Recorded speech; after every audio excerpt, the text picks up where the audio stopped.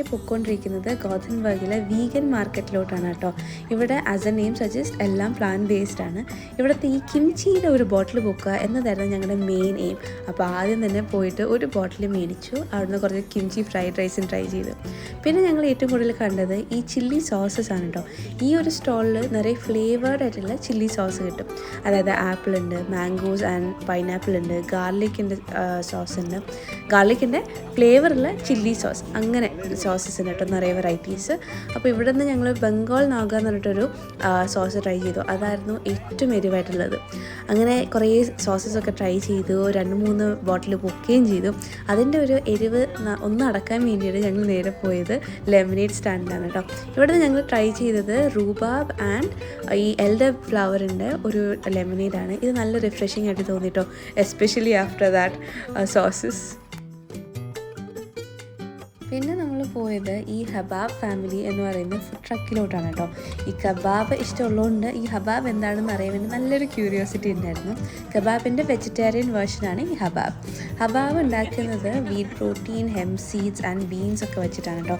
ഇത് ഞങ്ങൾ സൂപ്പറായിട്ട് ഇഷ്ടപ്പെട്ടു. ഭയങ്കര ജ്യൂസി ആയിട്ടുള്ള ആ ഒരു ഹബാബായിരുന്നു. ആ റോളും ഒക്കെ, ആ കോമ്പിനേഷൻസും സോസും എല്ലാം നല്ല സൂപ്പർ ഫില്ലിംഗ് ആയിരുന്നു, സൂപ്പർ ജ്യൂസി ആയിരുന്നു. ഞങ്ങൾക്ക് ഒന്നുകൂടെ മേടിച്ചാൽ കൊള്ളാമെന്നുണ്ടായിരുന്നു. അത്രയ്ക്ക് അടിപൊളിയായിരുന്നു സാധനം. പിന്നെ ഒരു ഇന്ത്യൻ സ്റ്റോൾ ഉണ്ടായിരുന്നു കേട്ടോ, where you could buy ready made tikka masala sauce, butter chicken sauce ഒക്കെ. അതിനകത്ത് ജസ്റ്റ് ചിക്കൻ ആൻഡ് വെജിറ്റബിൾസ് ഇട്ടാൽ മതി, നമ്മുടെ കറി റെഡിയാവും. ഇതാണ് മെക്സിക്കൻ ചില്ലി സോസിൻ്റെ സ്റ്റോൾ കേട്ടോ. ഈ ബ്ലാക്ക് കളറിൽ കാണുന്നത് ബ്ലാക്ക് കോൺ വെച്ചുണ്ടാക്കിയ ടോർട്ടിയ ചിപ്സാണ്.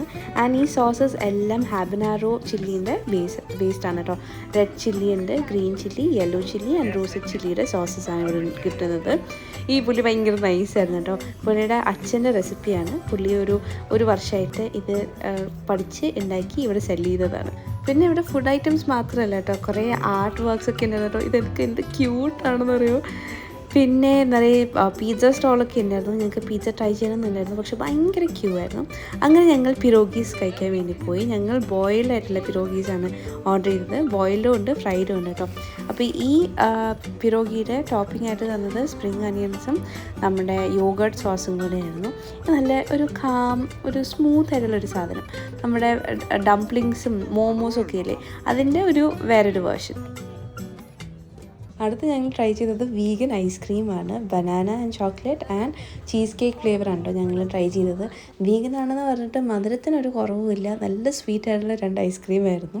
ഈ വീഗൻ മാർക്കറ്റ് ഇടയ്ക്കിടയ്ക്ക് ഗോതൻബർഗിലോട്ട് വരും കേട്ടോ. അപ്പോൾ അവരുടെ ഇൻസ്റ്റഗ്രാം പേജ് നോക്കിയാൽ കറക്റ്റ് ഡേറ്റ് അറിയാൻ പറ്റും. അപ്പോൾ do check it out. By.